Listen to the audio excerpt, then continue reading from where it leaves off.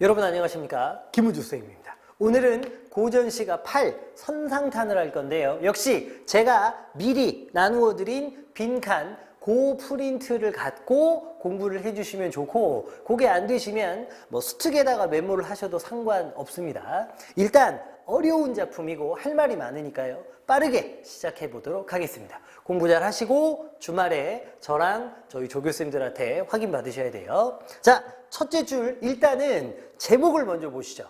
선상탄인데 그 선에다가 동그라미 치시고, 이따가 나오겠습니다만 이 작품의 화자는요, 직업이 뭐냐? 바다를 지키는 군인, 지금으로 따지면 해군이라고 할 텐데 옛날이니까 수군이라 그랬거든요. 선상탄, 배 위에서 탄식한다는 건데 이 배가 뭐냐? 그냥 배가 아니라 군함이에요, 군함. 뒤쪽에 작품의 본문에서는 이것을 병선이라고 할 거예요, 병선.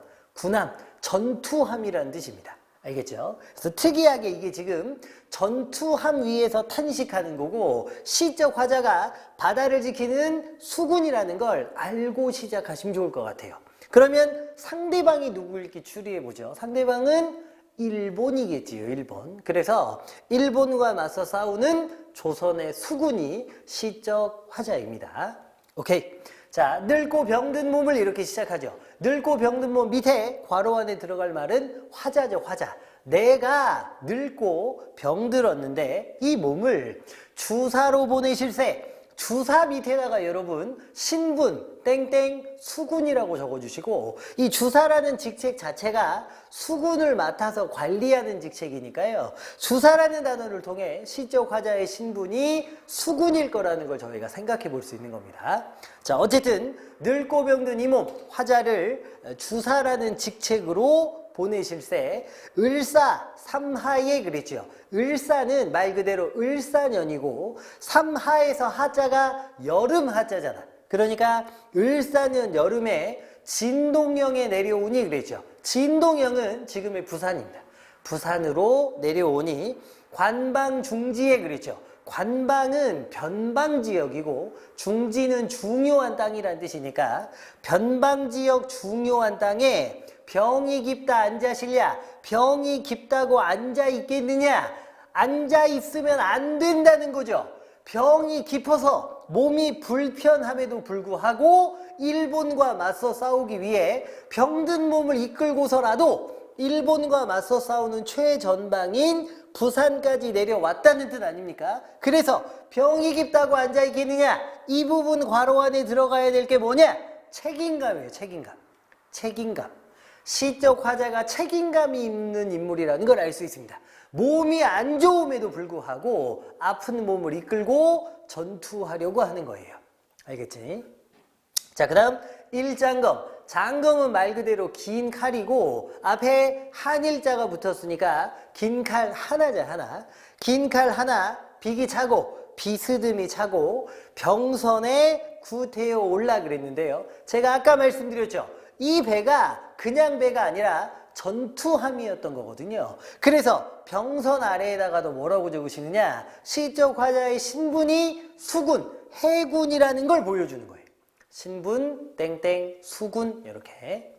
그래서 이 병선에 구태여 올라가지고 여기 진목하야 그랬습니다. 여러분 뜻은 책에서 한번 확인해 보시는데 눈을 부릅뜨고 이 말이거든요. 눈을 부릅뜨고 대마도를 굽어보니 그랬습니다. 대마도는 일본 땅이지요. 그럼 여러분 생각해 보세요. 저희가 수업 시간에 배웠던 내용인데 어떤 사람이 다른 사람에게 표현하는 데 있어 가지고 말을 써서 표현하는 걸 언어적 표현이라고 하고, 표정이라든가 몸짓, 제스처를 활용해 이야기를 전달하는 것을 비언어적 표현이라고 합니다. 그 중에 눈을 부릅떴다는 것은 표정을 통해서 메시지를 전달하는 거니까 비언어적 표현인데, 대마도를 눈을 부릅뜨고 보고 있다는 여기 진목이라는 표현에는 일본에 대한 뭐가 들어있는 거냐? 괄호 안에 들어갈 말은 적대감. 이렇게 적대감. 그치? 적대심으로 눈을 부릅뜨는 거죠. 대마도를 굽어보니 바람 조친 황후는 원근에 쌓여 있고 그랬죠. 원근은 멀 원자, 가까울 근자니까 멀고 가까운 곳에 황혼이 쌓여 있다는 건데요. 이 황혼이라는 표현이 좀 어렵습니다. 직역하자면 노란 구름인데 구름이 어떨 때 노랗냐? 요게 화약 뭐 요런 것들이 섞여가지고 전쟁통의 구름이 노란 거거든요. 그래서 황혼 아래에다가는 뭐라고 적으시냐면 전쟁의 기운 이렇게 적으셔야 돼요. 전쟁의 기운. 자, 그래서 바람 좋친 황혼은 원근에 쌓여 있고 먼 곳이나 가까운 곳이나 이 노란 구름, 황혼, 전쟁의 기운으로 쌓여 있고 아득한 창파는 그랬죠.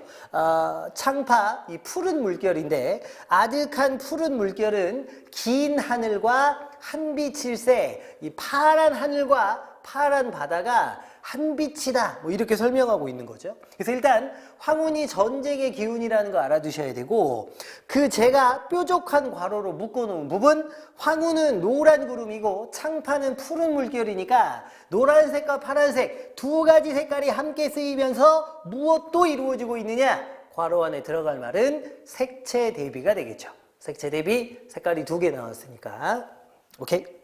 선상 배 위에서 배회하며 왔다 갔다 하면서 고금 옛날과 지금을 사억하고 생각하고 이런 뜻이거든요. 그 사자가 생각사자니까 옛날과 지금을 생각하고 어림이 징회포에 어리라는 옛날에 어리석다라는 뜻이니까요. 어리석고 미친 회포에 헌원씨를 내다놓으라. 여러분 헌원씨라는 사람 밑에 뭐라고 적으셔야 되느냐?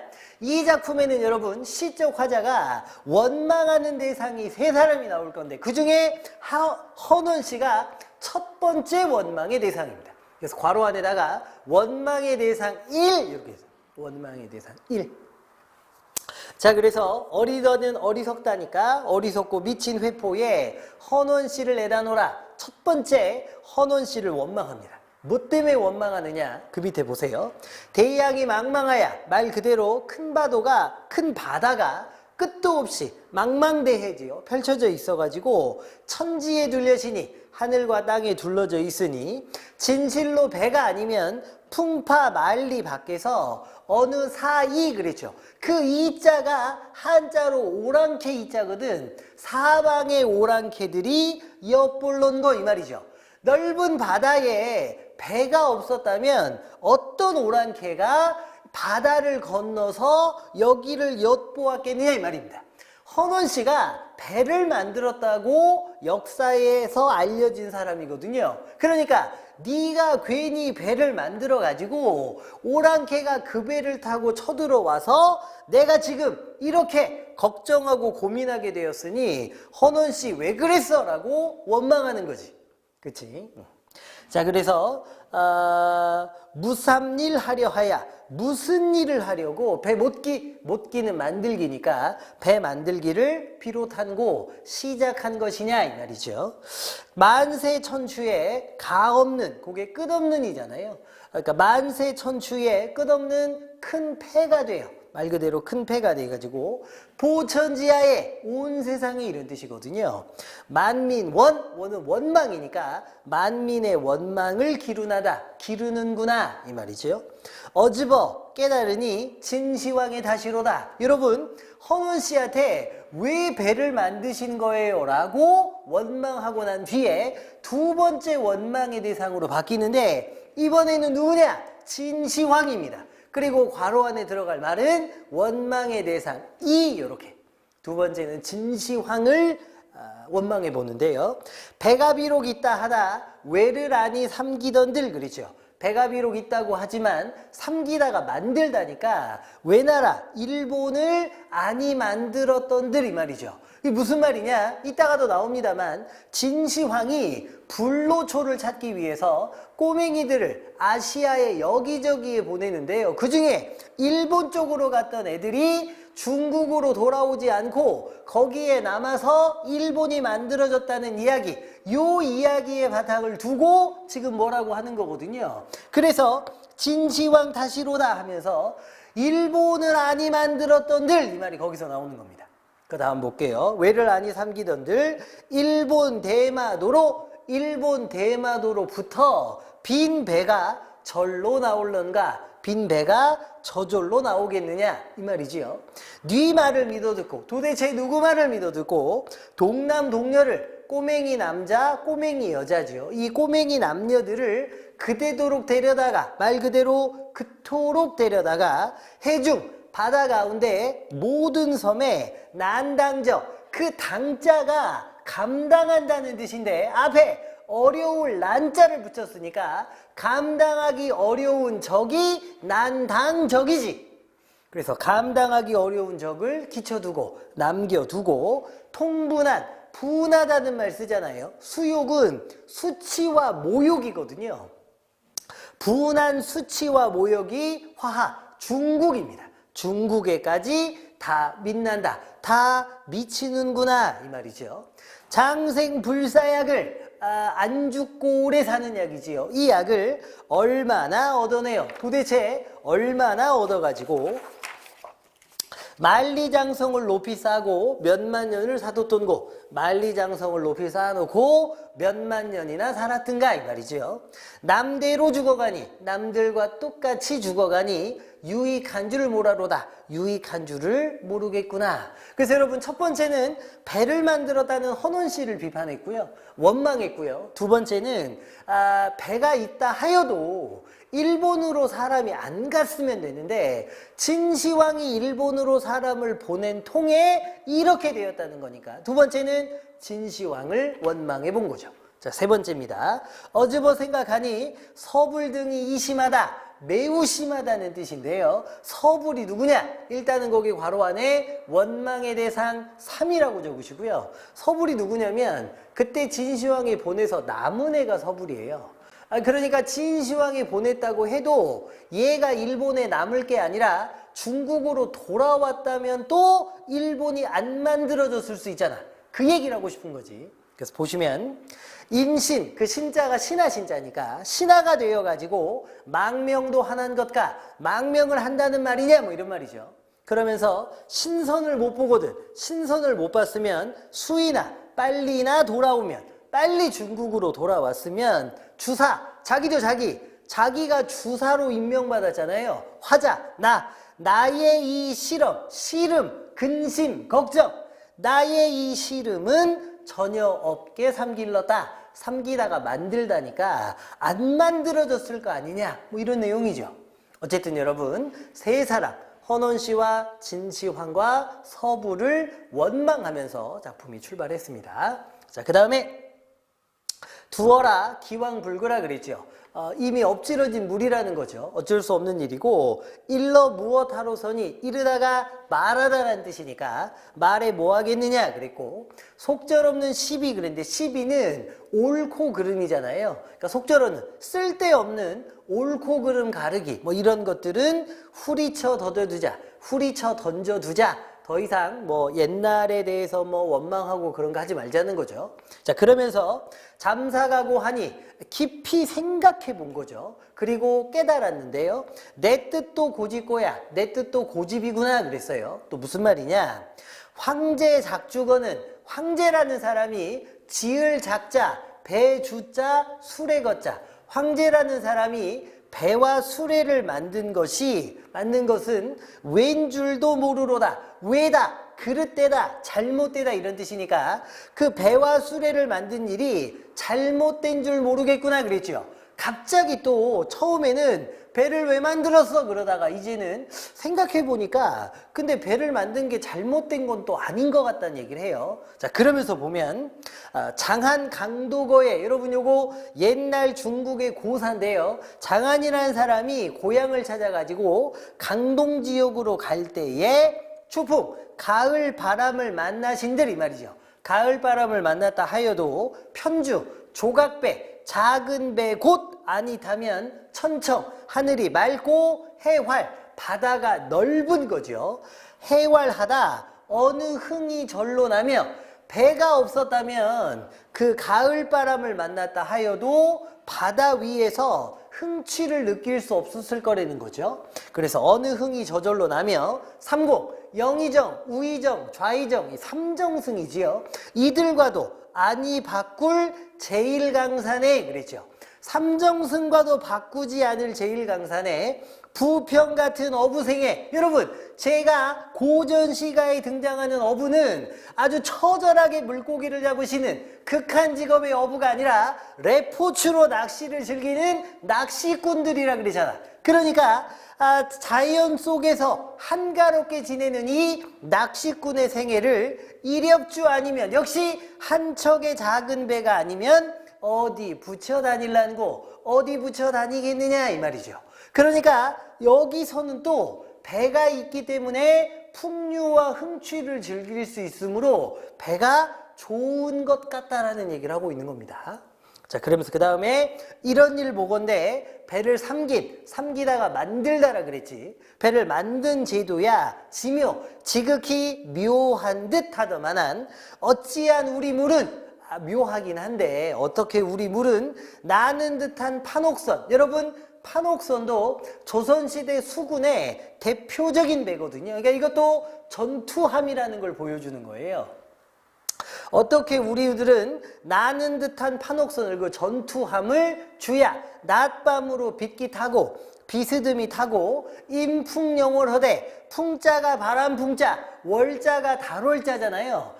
바람과 달을 보며 그러니까 바람과 달을 즐기며 시를 짓는 거죠. 이 임풍영월 하되 흥이 전혀 없는 게요, 전투함 위에서 시를 짓는 것이기 때문에 바람과 달을 노래한다 한들 흥이 나지 않는 거죠. 왜냐? 전쟁을 앞두고 있으니까요. 그러면서 그 다음에 석일, 과거의 주중, 배 안에는 배반이 낭자터니 술상이 어지럽더니 말입니다. 그 다음에 금일, 오늘날의 주중, 배 안에는 대검, 긴 칼과 장창, 긴 창뿐이로구나. 거기 적게 돼 있는데 일단 형식적으로 놓고 따지면 윗줄과 아랫줄의 구조가 유사하지. 윗줄은 석일의 주중에는 배반이 낭자터니, 아래 금일의 주중에는 대검 장창뿐이구나. 그래서 형식상으로 유사한 구조가 반복되니까 대꾸가 많습니다. 대꾸. 그런데 하나 더 내용상으로 놓고 따지면 옛날에는 평화로웠기 때문에 술상이 어지러웠는데 지금은 전쟁 시기니까 창하고 칼밖에 없잖아. 그래서 전쟁이 아니던 평화 시기와 전쟁 시기라는 두 시기의 내용이 반대니까 대조도 들어가야 되지. 그래서 대꾸, 대조 두 가지가 다 들어가야 돼요. 알겠지? 약간 선생님 흥분했군요. 자, 그 다음에 한 가지 배였만한, 똑같이 한 가지 배인데 가진 배가 다르니 지금 상황이 완전히 다르죠. 그러면서 기간 우락이, 우자가 근심한다는 우자고 락은 즐거울 락자니까요. 이 근심과 즐거움이 서로 같지 못하도다 이렇게 되어 있습니다. 시시로 머리를 들어 북신을 바라보며, 북신은요 그냥 뜻하는 바를 적으세요. 이게 임금님 계신 곳을 뜻해요. 임금님 계신 곳을 바라보며 상시, 여러분 그 상이 근심한다는 뜻이고 시자는 시국, 그러니까 시국을 근심하는, 나라를 근심하는 노루, 늙을 노자, 눈물 노자, 늙은이의 눈물이거든요. 나라를 걱정하는 늙은이의 눈물, 시국을 근심하는 늙은이의 눈물을 천일방, 하늘 천자, 방자는 모퉁이 방자거든요. 하늘 한 모퉁이에 디나다, 디다가 떨어지다니까 하늘 한 모퉁이에 떨어지는구나 이 말이에요. 그러면서 오동방, 오자가 나 오자거든요. 우리 동방의 문물이, 결국 우리나라의 문물이 한, 당, 송 모두 중국에 있었던 나라들이잖아. 이 중국의 문물에 지렴하는, 이 말은 앉은다는 뜻이죠. 그래서 여기가 뭐가 드러나는 부분이냐? 우리의 문물이 중국에 지지 않는다는 자부심이 드러나는 부분입니다. 자부심. 국은 나라의 운이 불행해가지고 해추 흉모에, 이 오랑캐의 흉악한 꾀에 만고수, 수가 수치스럽고 부끄러운 거니까요. 만고, 오랜 세월 영원히 갈 부끄러움을 안고 있어가지고 100분의 1가지도 100분의 1도 못 씻어버렸거든. 이 몸이 무상한들, 여기서 무상하다는 변변치 못하다. 이 몸이 변변치 못한들 신자, 신하되어 있어다가 신하가 되어 있어다가 궁달은 임금과 신하로 알아두시면 돼요. 임금과 신하, 뭐 곤궁과 영달 이런 뜻인데, 임금과 신하의 길이 달라 못 매옵고 늙으신들, 우국단심이야. 나라를 걱정하는 붉은 마음인데 그게 뭐냐? 충성심이거든요. 그 나라를 걱정하는 충성심이야 어느 각에 잊으려고 어느 때에 있겠느냐. 강계개운 장기, 강계는 비분강계의 약자인데 아주 분한 마음이거든요. 개운은 못 이긴다는 뜻이니까 분한 마음을 못 이기는 장수의 기운은 노당익장하다마는, 노당익장이 뭐냐? 늙을수록 더해진다는 뜻이거든요. 노당익장, 늙을수록 더 커진다는 뜻이에요.